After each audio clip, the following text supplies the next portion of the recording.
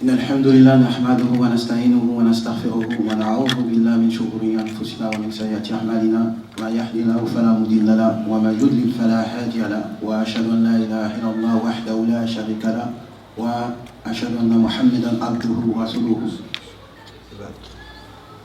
La louange est à Allah et c'est à lui dont j'implore le secours et le pardon et je recherche refuge auprès de lui contre les méchancetés de mon âme et contre les méfaits de mes actes. Alors avant toute chose, je remercie Allah Azzawajal de nous avoir réunis aujourd'hui. Je remercie aussi les responsables de cette mosquée de nous avoir invités, nous, membres du collectif Hanifiya, de simples et de tout petits étudiants en religion comparée. Et je tiens à préciser que la petite intervention que je vais vous faire, ce n'est qu'un petit partage entre nous. J'aimerais que ce soit considéré comme un petit partage entre nous, car ce n'est pas un enseignement. Parce que dès lors qu'on parle d'enseignant, on parle d'un enseignant qui aurait des élèves. Or, moi-même, je suis un petit élève, de surcroît un redoublant, qui se doit de combler quotidiennement ses manquements religieux. La seule chose qui, je dirais, justifie que je puisse prendre la parole aujourd'hui, c'est bel et bien que même les plus grandes montagnes ont été faites à partir de toutes petites pierres. Alhamdulillah. Donc aujourd'hui, on nous a invités pour un jour qui serait dédié aux convertis, aux nouveaux convertis. Nous-mêmes, parmi le collectif, beaucoup sont des convertis. Donc, cela nous tient à cœur, ce sujet nous tient à cœur, ce jour-là nous tient à cœur, car dès lors, dans notre collectif, nous raffolons avoir l'opportunité d'avoir des discussions et des échanges avec des personnes de confessions différentes. Et là, on nous invite à un événement où l'on peut partager un moment spirituel avec nos frères et nos sœurs, un moment agréable, et surtout un moment agréable avec des frères et des sœurs qui étaient des frères et des sœurs en humanité, puisqu'ils étaient non musulmans, et qui sont devenus désormais des frères et des sœurs en islam. Et on ne peut rien trouver de plus alléchant pour pouvoir venir ici et pouvoir discuter avec vous. Et ce que je pourrais ajouter, c'est que tout simplement, le fait que nos frères en humanité sont devenus nos frères en islam, pour nous, ils occupent une place beaucoup plus importante. Car comme le prophète l'a dit, avec un hadith rapporté par Tirmidhi, le musulman est le frère du musulman. Donc en d'autres termes, si on devrait définir le mot musulman, le sens du mot musulman en arabe, le soumis à la volonté de Dieu est le frère du soumis à la volonté de Dieu. Et ceci devrait rappeler mes frères et mes sœurs qui étaient auparavant des chrétiens, un passage biblique dans Marc chapitre 3 verset 35, où Jésus dit, celui qui fait la volonté de Dieu, celui-là est mon frère, ma sœur et ma mère. Donc réjouissons-nous. Aujourd'hui, alhamdulillah, nous sommes tout simplement à une réunion fraternelle, un rassemblement familial où ma petite intervention serait tout simplement un moyen de nous rappeler, de nous conseiller comment pouvoir faire un bon acheminement religieux. Et pour rajouter une petite introduction, je dirais que pour bien accueillir nos hôtes, qu'y a-t-il de meilleur de leur faire apprécier Kalam Allah, la parole d'Allah à sa juste valeur. C'est pour cela que j'ai invité notre frère qui fait aussi partie du collectif et qui revient de Mauritanie, notre frère Mohamed Abbès, qui va nous faire une bonne petite récitation du Coran avec Surat al-Baqarah. Je commence avec Surat al-Baqarah, les 5 premiers versets.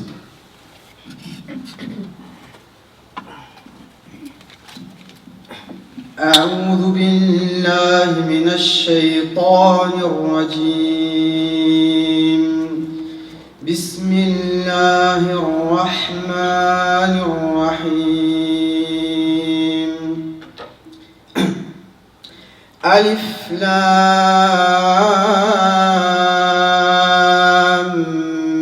ميم ذلك الكتاب لا ريب فيه هدى للمتقين الذين يؤمنون بالغيب ويقيمون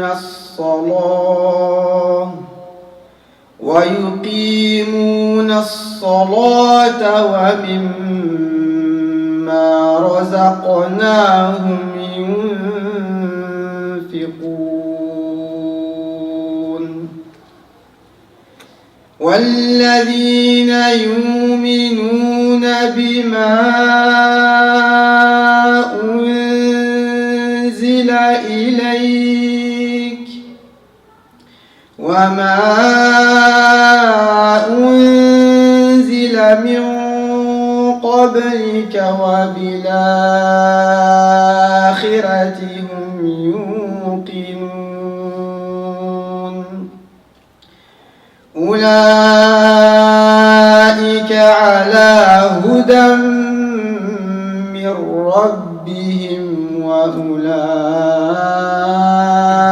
هم المفلحون. Alif Lam Mim, c'est le livre au sujet duquel il n'y a aucun doute. C'est un guide pour les pieux qui croient à l'invisible et accomplissent la prière et dépensent de ce que nous leur avons attribué. Ceux qui croient à ce qui a été descendu, qui t'a été descendu et ce qui a été descendu avant toi et qui croient fermement à la vie future. Ceux-là sont sur le bon chemin de leur Seigneur et ce sont eux qui réussissent. J'ai voulu commencer avec ces versets tout simplement parce qu'ils représentent l'essence même de tout le contenu que je vais vous dire, Inch'Allah. Un contenu qui est principalement axé sur 3 points. At-Tawhid Lillah, l'unicité de Dieu, les livres révélés et les prophètes. L'unicité de Dieu, At-Tawhid Lillah, le monothéisme pur, se traduit pour nous comme le but de la création. À savoir, se désavouer de toute adoration, tout culte d'adoration pour les créatures et la création, afin de se vouer exclusivement à l'adoration du vrai Créateur. Allah, dans le Coran, nous dit au chapitre 47, verset 19, فاعلم أنه لا إله إلا الله واستغفر لذنبك وللمؤمنين والمؤمنات والله يعلم متقلبكم ومثواكم. Sache donc qu'en vérité, il n'y a pas de divinité à part Allah et implore le pardon pour ton péché, ainsi qu'aux croyants et aux croyantes. Allah connaît vos activités et votre lieu de repos. Et si nous nous tournons dans la Bible, dans Deutéronome chapitre 4, verset 39, il est dit, sache donc en ce jour et retiens dans ton cœur que l'Éternel est Dieu, en haut dans le ciel, en bas sur terre, et il n'y en a point d'autre. Donc comme vous le constatez, pour la plupart des religions, toutes les religions se réclament de Dieu. Mais nous affirmons qu'il n'y a pas 3 religions dans le monde, il n'y en a que 2. La religion de Dieu et la religion du diable. L'obéissance et la soumission à l'ordre et à la volonté de Dieu, et la désobéissance et la rébellion à l'ordre et à la volonté de Dieu. Parce qu'il faut être clair aujourd'hui, lorsque nous allons dans la rue, on croise les témoins de Jéhovah, ils prétendent qu'ils sont dans la vérité. On croise les catholiques, ils prétendent qu'ils sont dans la vérité. On croise les protestants, les orthodoxes, ils prétendent qu'ils sont dans la vérité. On croise les juifs, ils prétendent qu'ils sont dans la vérité. On croise les hindouistes, ils prétendent qu'ils sont dans la vérité. Même les athées prétendent être dans la vérité. Mais nous savons très bien qu'il ne peut pas avoir plusieurs vérités du moment que toutes ces pseudo-vérités se diffèrent entre elles. Alors, en apercevant toutes ces convictions diverses, la personne devrait être vigilante. Nous devons être vigilants et adopter une position objective qui nous permet de déterminer quel est le dogme réel qui reflète le monothéisme pur et la religion de Dieu. Et c'est pour cela qu'Allah nous donne un moyen de prendre un procédé clair et une lucidité irréfutable dans le Coran au chapitre 2, verset 165. Mohamed, fais-nous encore plaisir. 165. Ouais.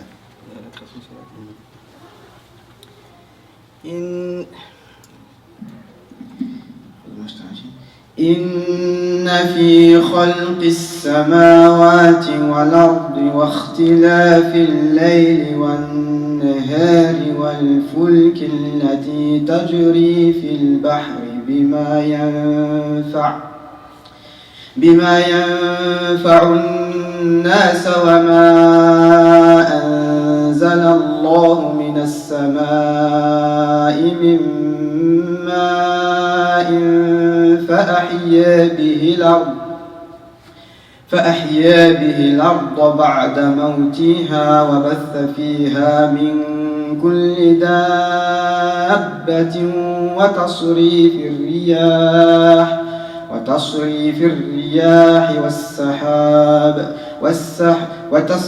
الرياح والسحاب المسخر بين السماء والأرض لآيات لقوم يعقلون. Certes, la création des cieux et de la terre, dans l'alternance de la nuit et du jour, dans le navire qui vogue en mer chargé de choses profitables aux gens, dans l'eau qu'Allah fait descendre sur le ciel, par laquelle il rend la vie à la terre une fois morte, et il répand des bêtes de toute espèce, dans la variation des vents, et dans les nuages soumis entre le ciel et la terre, en tout cela, il y a des signes pour un peuple qui raisonne. Subhanallah. Donc, ce qui équivaut à dire que tout simplement, juste par la méditation de la création, on a la capacité de déterminer des attributs qui sont propres à Dieu. Je vais vous donner un exemple. La tour Eiffel. Dès qu'on voit la tour Eiffel, on n'a pas besoin de voir qui l'a construit pour savoir que quelqu'un est à l'origine de cette chose-là. On voit même des personnes qui prennent l'avion, qui voyagent pour aller voir ce monument. Et puis dès qu'ils voient ce monument, ils commencent à énumérer des qualités à l'auteur sans même l'avoir vu. Oh, celui qui a fait ça, il est fort, il est intelligent, il est remarquable, il est créatif. Donc à plus forte raison, si nous utilisons ce même procédé dans la création, si celui qui a construit la tour Eiffel à partir de métaux est remarquable et intelligent, alors celui qui a créé les cieux et la terre à partir du néant, à partir de rien, lui il est tout puissant. El-Aziz en arabe. En hébreu, selon le texte biblique, El-Shaddai, comme le disait Moïse, que la paix de Dieu soit sur lui. Si celui qui a fait la tour Eiffel en assemblant tous ces métaux de manière minutieuse jusqu'à ce qu'on voit une forme que beaucoup considèrent comme artistique et créatif et intelligent, alors celui qui a façonné toute chose, qui a mis toute chose à sa place et à la disposition de l'homme, lui il est le sage, El-Hakim en arabe, il est le pourvoyeur, El-Razak en arabe, et en hébreu, El-Roy. Donc comme vous le constatez, juste par la création, la méditation de la création, on peut déjà avoir des éléments qui nous permettent justement de savoir qui est réellement Dieu et qui ne l'est pas. Et vous savez, le fait que certains êtres humains ont un manque de méditation, ça les aveugle. Et au final, ils se retrouvent même à ne pas apprécier les choses à sa juste valeur. La dernière fois, je m'en souviens, j'ai lu un journal, j'ai lu un ouvrage où il était marqué qu'à une exposition, il y avait un tableau, une représentation, la représentation du coucher du soleil. Ce tableau a été vendu à 15 000 €. Vous vous rendez compte? 15 000 € pour la représentation du coucher du soleil. Alors que tous les soirs, on a le privilège de regarder le coucher du soleil et ça pour pas un sou. Subhanallah. Donc la représentation de l'œuvre a pris une valeur plus importante que l'œuvre elle-même. Vous avez vu comment le manque de méditation aveugle l'être humain? Et c'est ce que nous retrouvons malheureusement lorsqu'on rentre dans le domaine de la religion. Traitons le cas par exemple de nos voisins chrétiens, puisque beaucoup d'entre nous étaient auparavant d'appartenance chrétienne. Musulmans et chrétiens, nous sommes tous d'accord que Jésus est l'envoyé de Dieu, que la paix de Dieu soit sur lui. Nous sommes tous d'accord sur ça, sur base des Écritures. Mais nous nous rendons compte que du point de vue chrétien, l'envoyé de Dieu a pris une valeur plus importante que Dieu lui-même. Regardez même le nom seulement dans lequel il se représente. Christianisme, on entend le mot Christ, c'est-à-dire le nom même pour lequel il se représente, il n'est même pas pour Dieu. Subhanallah. Alors que nous, nous ne nous retrouvons pas dans ce panier-là, lorsque nous savons que l'islam, c'est la soumission à la volonté d'un Dieu de paix, tiré du nom d'Allah Azza wa Jal, As-Salam. Parce que vous voyez comment le manque de méditation est énorme. Et dès lors même que nous rentrons vraiment dans le contexte de la croyance chrétienne, lorsque les chrétiens, leur croyance, pour ceux qui l'ignorent, est bel et bien de dire et d'affirmer qu'il faut croire à la manifestation, la venue de Dieu en chair sur terre, en la personne de Jésus, que la paix de Dieu soit sur lui. C'est-à-dire pour eux, Jésus est Dieu. Subhanallah. Alors que si nous, on refait encore le même procédé que notre frère, avec le récit coranique que notre frère nous a dit là, dans Surat Al-Baqarah, verset 164, lorsqu'on nous dit de méditer sur la création, cela nous suffit pour savoir que Jésus n'est pas Dieu, puisque nous savons que Dieu, il est tout-puissant, c'est le pourvoyeur et c'est le sage. Or, quand nous allons dans la Bible, nous constatons tout simplement ceci. Jésus affirme lui-même selon le texte biblique que tout pouvoir lui a été donné. Dans Matthieu chapitre 28, verset 18. Jésus avait besoin de boire et de manger. Dans Matthieu chapitre 11, verset 19. Jésus grandissait en sagesse. Dans Luc chapitre 2, verset 52. Alors que Allah, Dieu, il est le sage par excellence. Jésus lui-même dans la Bible, que la paix de Dieu soit sur lui, disait qu'il était serviteur. Dans Matthieu chapitre 12, verset 18. Jésus lui-même dans la Bible affirmait lui-même qu'il était prophète. Dans Marc chapitre 6, verset 4. Et Jésus lui-même, que la paix de Dieu soit sur lui dans la Bible, renie lui-même une part à la divinité. Dans Luc chapitre 18, verset 18, lorsqu'il dit « Ne dis pas que je suis bon, pourquoi m'appelles-tu bon? Ne dis pas que je suis bon. Personne n'est bon si ce n'est Dieu seul. » Alors nous, musulmans, nous nous étonnons que certaines personnes se retrouvent à adorer Jésus lui-même. Lui, qui selon le texte biblique, ignorait l'heure du jour du jugement dernier. Dans Marc chapitre 13, verset 32. Lui, qui s'est fait frapper, gifler, crucifié, tué selon le texte biblique. Je dis bien selon le texte biblique. Et si maintenant on affirmerait que Jésus est Dieu, cela voudrait dire que notre Créateur se serait fait fouetter, frapper, tuer par l'œuvre de sa propre création, qu'il aurait une tombe alors que le diable lui-même n'a pas de tombe. Subhanallah, comment on peut croire cette chose dès lors que nous savons que Allah c'est le Tout-Puissant? Nous trouvons ça étonnant. Nous nous étonnons que certains adorent Jésus alors qu'il avait la barbe comme nous, qu'il portait le khamis comme nous, qu'il priait comme nous.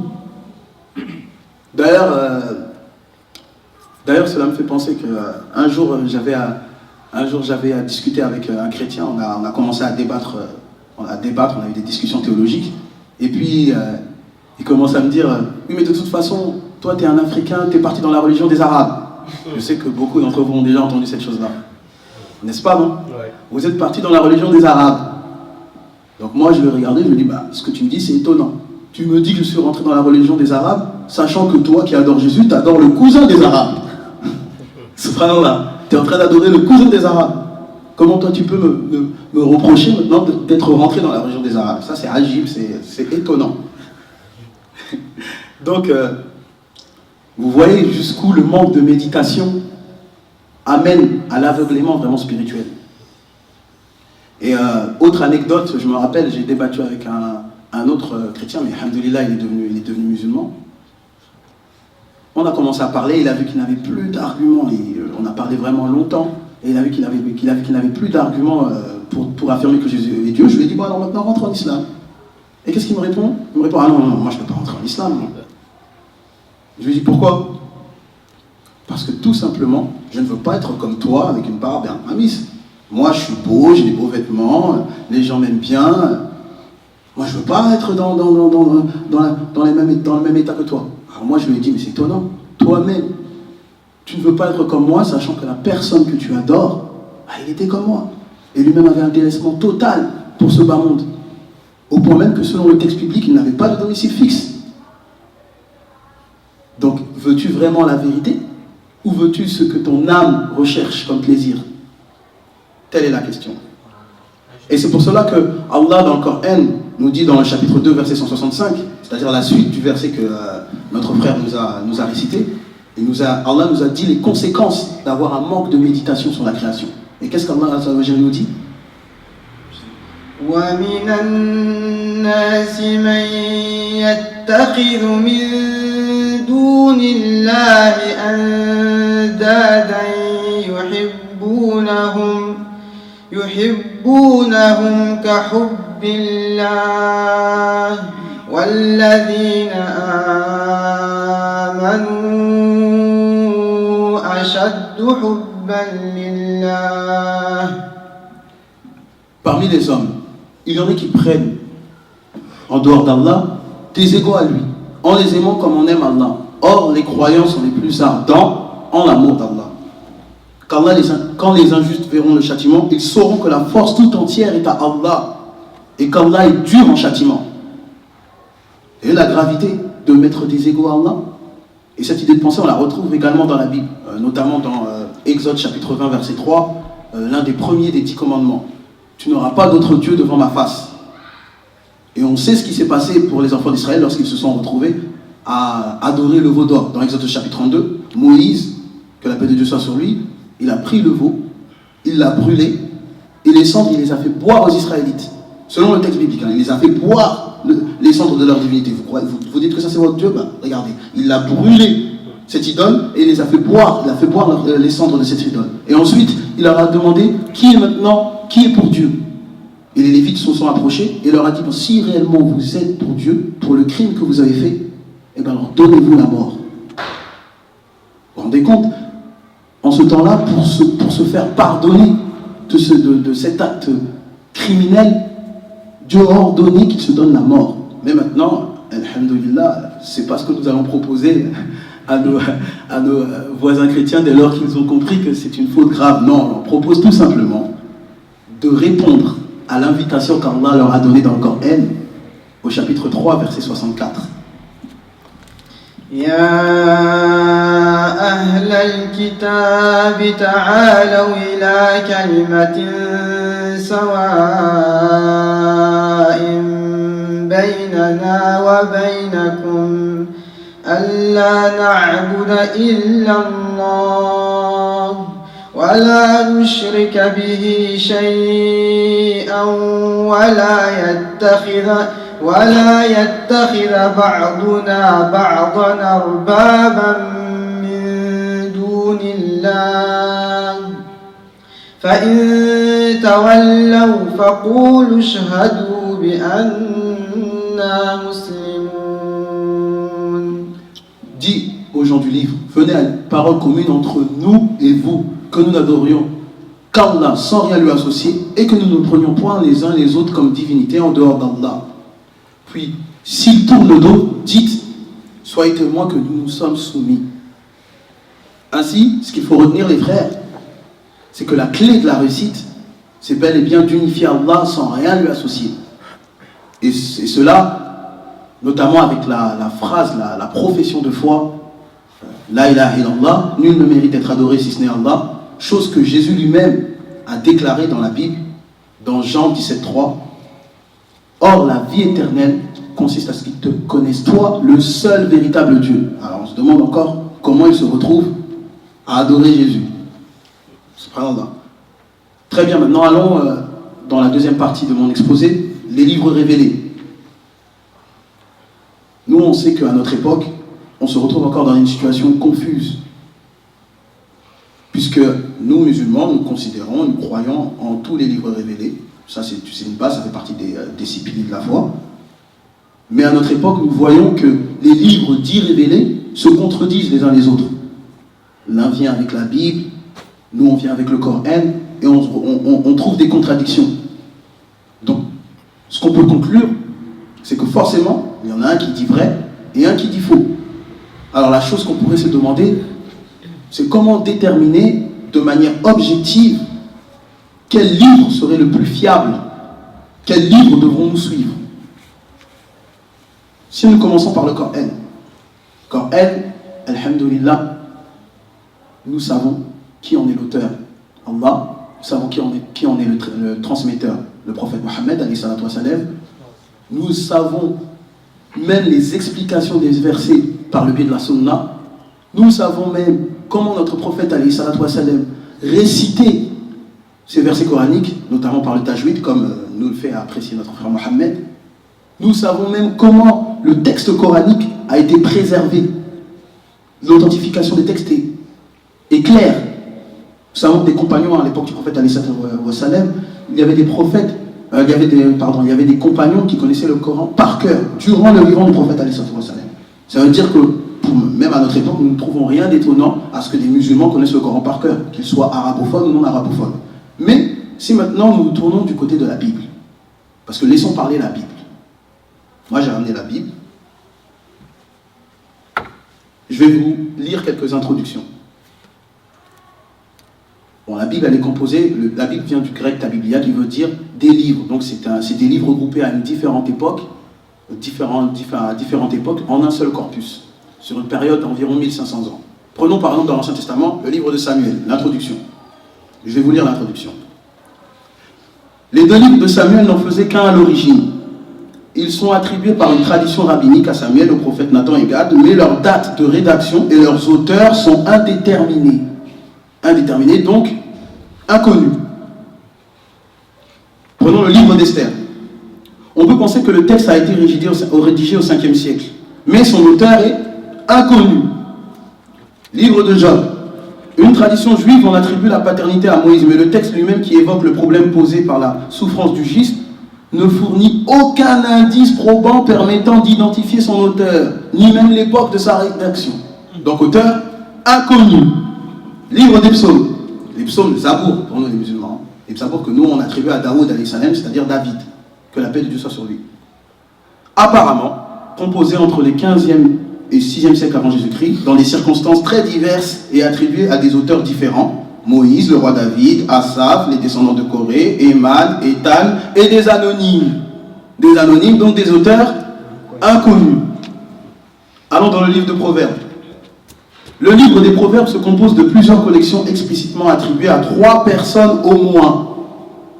Donc c'est encore hypothétique, on ne sait pas. 3 personnes au moins, on ne sait pas s'il y en a plus. Livre des Cantiques des Cantiques. L'identité des divers intervenants et la répartition des répliques n'étant pas précisées dans les textes originaux, elles ne peuvent avoir qu'une valeur hypothétique. Donc le texte de Cantique des Cantiques, ce n'est qu'une hypothèse, et toute hypothèse demande une analyse. Livre de Abdias. Son auteur, inconnu par ailleurs. Donc encore une fois, un auteur inconnu. Livre d'Hébreux. Écrit anonyme dont la rédaction est traditionnellement située avant la destruction de Jérusalem. Écrit anonyme, donc un écrit venant d'un auteur inconnu.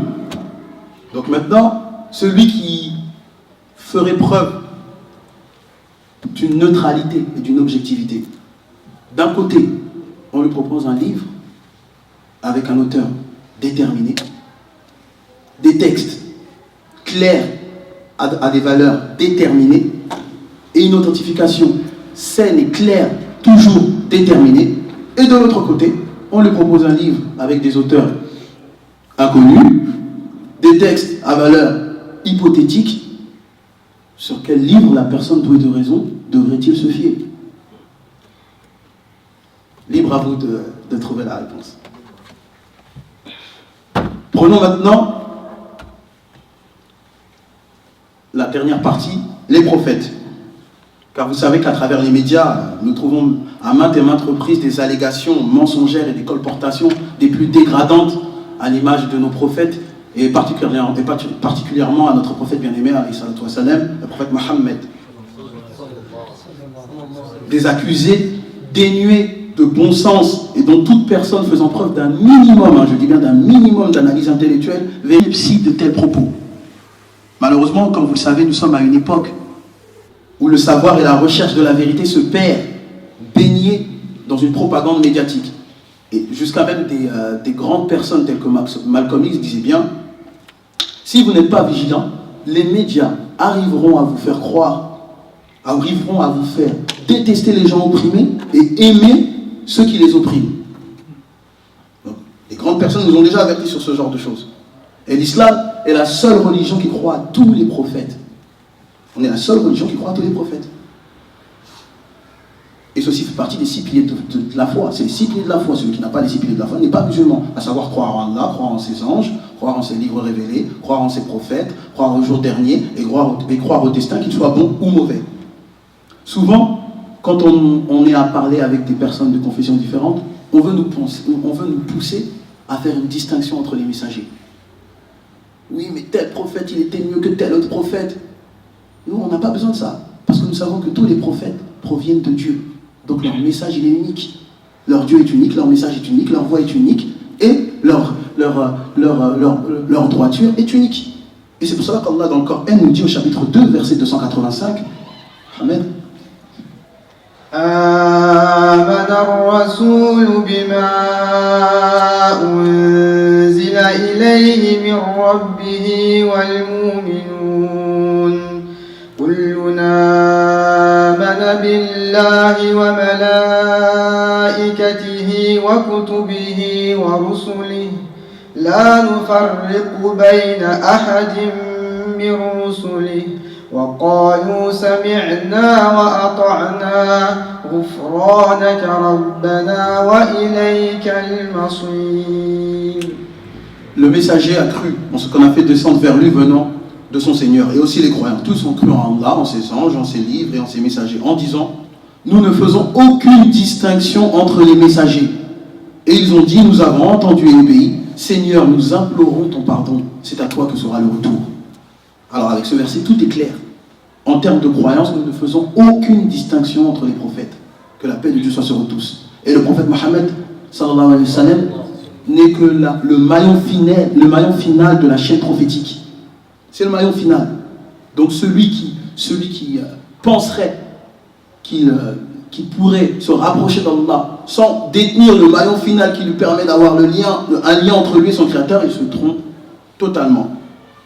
Parce que nous connaissons tous le verset coranique où Allah nous dit que nous t'avons envoyé que comme miséricorde à tout l'univers. Tout le monde connaît ce verset, alhamdulillah. Donc le prophète sallallahu alayhi wa sallam est une miséricorde sur différents types. C'est une miséricorde déjà pour l'être humain en lui-même. Pourquoi ? Parce que le prophète sallallahu alayhi wa sallam nous a éduqués. Nous a éduqués pour adorer Allah non seulement dans les actes d'adoration, mais aussi dans notre mode de vie. Moi, je vais vous donner tout simplement un exemple.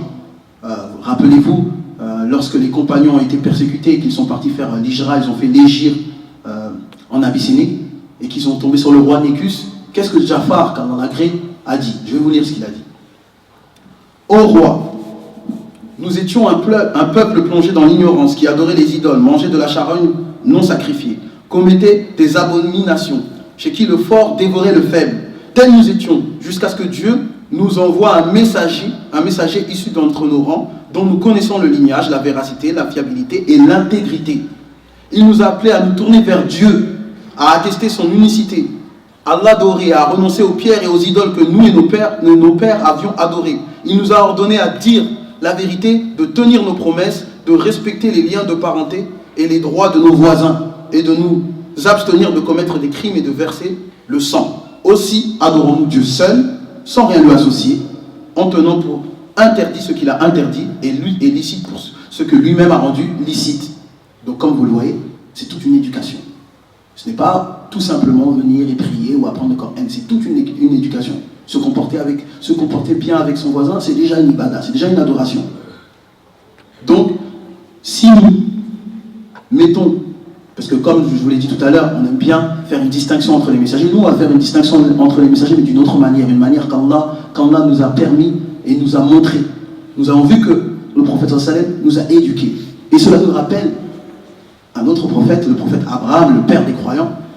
Même lorsque nous allons dans la Bible, dans Genèse chapitre 12, versets 1 à 3, qu'est-ce qu'il est dit ?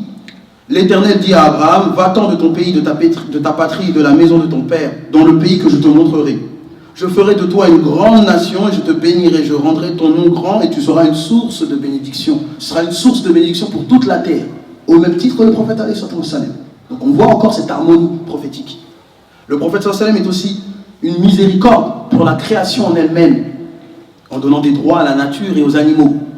Regardez, subhanallah, un hadith rapporté par Muslim. Chaque musulman qui plante une plante, alors tout ce qui en sera mangé sera compté pour ce musulman comme un acte de charité. Tout ce qui en sera volé sera compté pour lui comme un acte de charité. Tout ce qu'un animal en mangera sera compté pour lui comme un acte de charité. Tout ce qu'un oiseau en mangera sera compté pour lui comme un acte de charité. Regardez, subhanallah. Il y a même de la considération pour la création d'Allah. On doit même donner des droits aux plantes et à la nature. Et ceci, si on le met encore en comparaison avec les prophètes auparavant, cela nous rappelle, par exemple, l'histoire du prophète Nour alayhi salam, Noé, lors du déluge. Je vais même vous lire un passage biblique dans Genèse chapitre 7, verset 13. Lorsque Noé il prit sa femme et ses enfants. Noé, il a pris chaque espèce. Chaque espèce, il les a pris, il les a mis dans l'arche. Pour qu'on puisse encore conserver la puissance d'Allah par le biais de sa création, par l'œuvre de sa création. Regardez ce que le passage nous dit. Donc, ainsi que tout, il en a avec lui, ainsi que tous les animaux selon leur espèce. Tout le bétail selon son espèce. Tous les reptiles qui rampent sur la terre selon leur espèce. Tous les oiseaux selon leur espèce. Tous les petits oiseaux, tout ce qui a des ailes, ils entrèrent dans l'arche avec Noé, 2 par 2, issus de toutes les créatures qui ont le souffle de vie. Il en entra mâle et femelle de toute espèce, comme Dieu l'avait ordonné à Noé. C'est-à-dire, c'est une manière, justement, de conserver l'œuvre d'Allah. C'est pour ça qu'on se doit de donner les droits même à la création. Donc le prophète sallam est aussi une miséricorde pour la création. Le prophète sallam est aussi une miséricorde pour les non-croyants. Les non-croyants, dans quel sens? Dans le sens qu'en les invitant sans relâche à vouer un culte exclusif à Dieu. Et ceci, quelle que soit leur communauté, leur faute ou leur statut social. Allah nous dit dans le chapitre 16, verset 125, par la sagesse et la bonne exhortation. ادع إلى سبيل ربك بالحكمة والموعظة الحسنة وجادلهم بالتي هي أحسن. Par la sagesse et la bonne exhortation, appelle les gens au sentier de ton Seigneur et discute avec eux de la meilleure façon. Et subhanallah, si on fait encore un comparatif avec les prophètes auparavant, cela nous fait penser à un passage dans la Bible au sujet de Jean-Baptiste, Yahya, alayhi salam, lorsque dans Matthieu chapitre 3, versets 1 à 12, il partait partout dans les villes, il allait dans les déserts de Judée, partout, pour dire au peuple, repentez-vous car le royaume de Dieu est proche. Le prophète, alayhi salam, est aussi une miséricorde pour les croyants. On a donné leur vie, il a donné sa vie pour nous, pour que nous soyons musulmans, pour que nous soyons dans la guidée et que nous soyons sauvés. Et ceci, conformément au Coran, au chapitre 9, verset 128. لقد جاءكم رسول من أنفسكم عزيز عليه ما عنتم حريص عليكم بالمؤمنين رؤوف رحيم فإن تولوا فقل حسبي الله لا إله إلا هو عليه توكلت وهو رب العرش العظيم. Masha'Allah, Mohamed, il a vu la puissance du Coran, il a même dépassé le verset. Certes, un messager pris parmi vous est venu à vous, auquel pèsent lourd les difficultés que vous subissez, qui est plein de sollicitude pour vous, qui est compatissant et miséricordieux envers les croyants. Vous avez vu, subhanallah? Et si on met encore un comparatif avec un prophète auparavant, moi je veux vous donner l'histoire même de Moïse, Moussa alayhi salam. Il est venu sortir carrément les enfants d'Israël d'Égypte pour les ramener jusqu'à la terre promise. Il en est même mort avant même d'arriver à cette terre promise. Et d'ailleurs même, ça me revient, je veux même vous lire un passage biblique dans Exode chapitre 32, verset 32, parce que ce passage-là, il vient de me venir en tête et je trouve qu'il est très très important. C'est dans Exode chapitre 32, verset 32. Parce que nous savons que les chrétiens, nos voisins chrétiens, malheureusement, ils disent que Jésus serait Dieu venu en chair et qu'il serait mort pour racheter le péché de l'humanité. Ça, c'est leur croyance. Et justement, là, il me vient un passage qui est très intéressant. Lorsque les Juifs se sont retrouvés à adorer le veau, que s'est-il passé? Je vous l'ai dit tout à l'heure, Moïse a détruit l'idole et leur a fait boire les cendres de cette idole. Mais qu'est-ce qu'il a fait, Moïse? Il est parti carrément, selon le texte biblique, il est reparti parler à Dieu et il lui a demandé d'intercéder. Il a intercédé pour les enfants d'Israël. Je vais vous lire le passage, dans Exode chapitre 32, verset 32. Voilà ce que Moïse dit à Dieu. Pardonne-les maintenant, pardonne-les leurs péchés, sinon efface-moi de ton livre que tu as écrit. C'est-à-dire que Moïse, selon le texte biblique, il a dit à Dieu, pardonne-les, sinon efface-moi du livre de la vie. Donc si maintenant les chrétiens prétendent que Jésus serait venu, se serait sacrifié, qu'il serait Dieu, se serait sacrifié pour racheter pour racheter les péchés des gens, et nous disons tout simplement ça. Dieu, nous savons que c'est lui qui donne la vie et qui donne la mort. Donc si Dieu se donne lui-même la mort pour se donner la vie, moi je ne vois pas où se trouve le sacrifice, parce que le sacrifice c'est sauter quelque chose, se sauter un désagrément pour bénéficier de quelque chose. Mais Allah, on sait très bien qu'il n'a pas besoin de ça. Or Moïse, lui, il aurait fait alors un sacrifice plus immense, puisque Moïse lui-même, il dit « ôte-moi du livre de la vie ». Jésus, il a fait un sacrifice juste terrestre, mais Moïse, il a dit carrément « ôte-moi du livre de la vie ». Ça veut dire fais-moi mourir. Fais-moi mourir, je ne veux même pas avoir existé. Subhanallah. Ce n'est pas pour autant qu'on a dit que Moïse serait le sauveur de l'humanité. Et si maintenant nous rentrons encore dans la miséricorde des croyants, si nous rentrons encore dans cette même idée, notre prophète a fait un sacrifice, une intercession que personne ne fera le jour du jugement dernier. Il intercédera pour toute sa communauté. Subhanallah. Donc nous demandons encore à nos chrétiens de revenir à l'invitation que nous leur avions donnée, comme notre frère Mohammed a dit dans le chapitre 3, verset 64, « Ô gens du livre, venez à une parole commune entre nous et vous, que nous n'adorions que Dieu, sans rien lui associer. » Je continue. Le prophète alayhi salam est aussi une miséricorde pour les oppresseurs, parce que nous savons que tous les prophètes ont été oppressés. Mais le prophète alayhi salam a aussi une miséricorde pour les oppresseurs, car il a patienté face à leur persécution. Il les a pardonnés, on a tué son oncle, il les a pardonnés, on l'a chassé, il a pardonné, on l'a humilié avec les enfants de Taïf quand on lui a jeté des pierres jusqu'à ce que le sang coulait, mais il a encore pardonné. Subhanallah. Ce n'est pas une miséricorde. Est-ce que ceci vraiment est synonyme de, comme ils veulent nous faire croire, d'une religion de barbares? Non, du tout. Ça, c'est l'enseignement de notre prophète bien-aimé. Et il y en a bien d'autres, beaucoup. Mais je pense que toutes ces indications suffisent pour celui qui est clairvoyant et qui a de la lucidité. Et d'ailleurs, je vais vous donner un exemple d'un auteur qui est non musulman, qui justement a fait preuve de cette lucidité. Alphonse Lamartine, un écrivain célèbre, qui a dit quoi?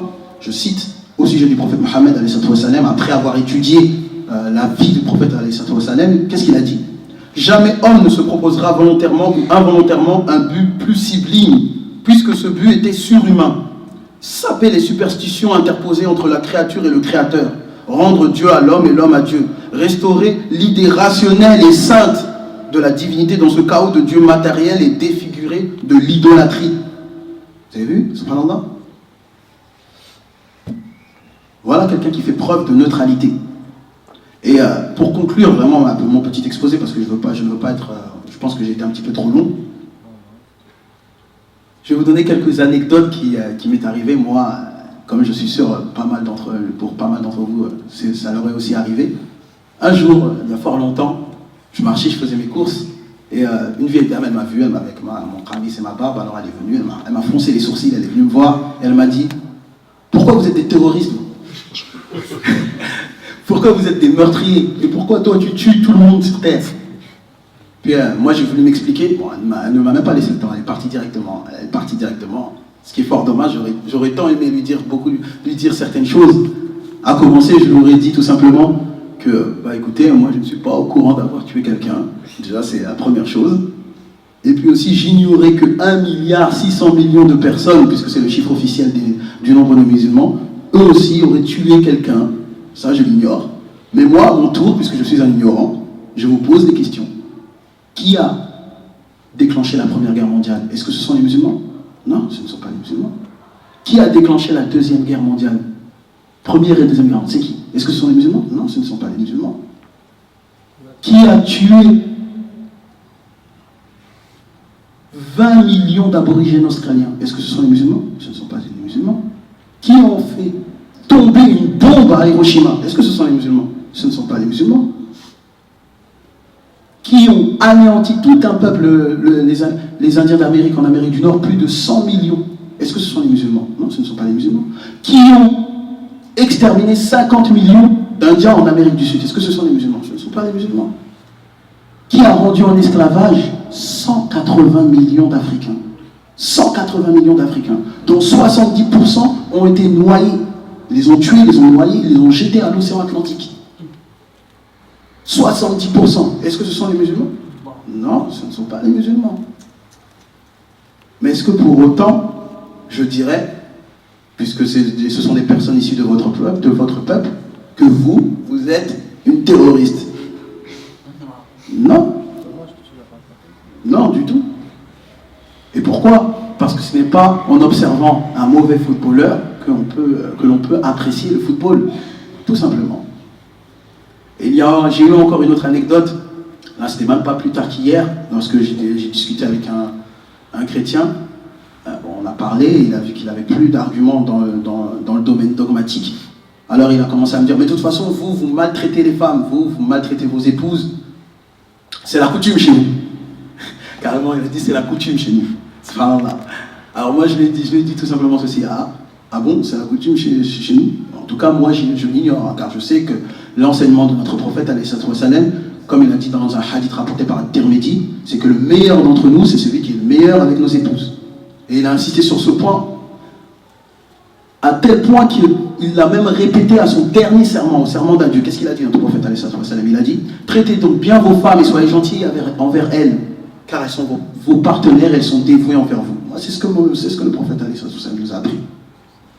Alors si maintenant, des gens qui n'ont pas le suivi de l'enseignement de notre prophète, alayhi sallam, et qui n'ont pas la crainte de Dieu, battent leurs femmes, en tout cas l'islam se désavoue de ça. Mais par contre, moi, encore une fois, j'ai une question. En 2013, nous savons que 144 femmes ont été battues à mort, tabassées à mort en 2013. 144, alors qu'en 2011, ils étaient au nombre de 122. Est-ce que nous dirons que maintenant, la France, la coutume nationale est de battre sa femme? Non. En 2013, 600 000 femmes ont porté plainte pour avoir eu des coups, des violences venant de leurs conjoints. Est-ce que nous allons dire que c'est la coutume nationale de la France? 20% des homicides en France représentent les femmes mortes qui ont été indignement tabassées par leur mari. Mais est-ce que nous allons dire que c'est la coutume nationale de la France? Non, non, non, non, du tout. Donc, nous redemandons à toutes ces personnes-là de faire preuve d'objectivité. Et j'ai encore une dernière anecdote, et c'est l'anecdote que je pense que vraiment tout le monde est tombé dedans, c'est qu'ils trouvent tout le temps nos pratiques étranges. Parce que le prophète sallallahu alayhi wa sallam nous a bien dit, dans un hadith rapporté par Muslim, l'islam a débuté étrange et redeviendra étrange, annonce donc la bonne nouvelle aux étrangers.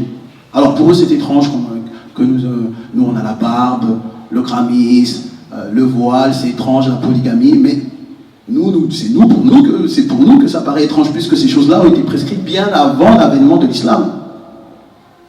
Si nous allons par exemple dans la Bible, dans Lévitique chapitre 19 verset 27, il est bien dit de laisser la barbe, et tous les prophètes portaient la barbe. Dans la Bible, la polygamie était aussi prescrite, dans 1 Samuel chapitre 12 verset 8. Le voile lui-même aussi était prescrit, dans 1 Corinthiens chapitre 11 verset 5. Et d'ailleurs, ça nous étonne qu'ils soient à chaque fois fâchés de voir nos sœurs voilées, dès lors que nos sœurs sont voilées, elles ressemblent à Marie. Pourquoi ça les gêne que nos sœurs veulent ressembler à la Vierge Marie, sachant que c'est une femme vertueuse? On leur pose la question. Lorsqu'on nous parle de vous les musulmans, vous ne mangez pas de porc. L'interdiction de porc était déjà prescrite auparavant dans Deutéronome chapitre 14 verset 8. Donc comme vous le voyez, les frères, comme Allah l'a dit dans le Coran, il a dit au prophète sallallahu alayhi wa sallam, je ne suis pas une innovation parmi les messagers. Tout ce qui se trouve dans l'islam, nous le retrouvons dans leurs livres, parce que c'est une tradition prophétique. Et moi, je conclurai tout simplement mon intervention, comme je l'ai commencé, avec la meilleure des paroles, car les paroles des hommes restent du blabla, mais la parole d'Allah reste intacte, avec un verset coranique, au chapitre 6, verset 162. Mohamed, là, tu peux nous conclure en beauté. Inna salati wa nusuki wa mahyaya wa mamati lillahi rabbil alamin. Dis en vérité, ma prière, mes actes de dévotion, ma vie et ma mort appartiennent à Allah, le Seigneur de l'univers. Et ceci, les frères, c'est ce qui est le plus important pour nous. C'est notre moteur. C'est comme une voiture. Elle a beau avoir des belles jantes, une belle carrosserie, si elle n'a pas de moteur, elle ne sert à rien. Et bien, c'est la même chose. Pour nous, la base et le mode de vie du musulman, c'est de satisfaire son créateur. Et je vous remercie de votre attention. Subhanakallah wa bihamdik, ashhadu an la ilaha illa anta, wa astaghfiruka wa atubu ilayk.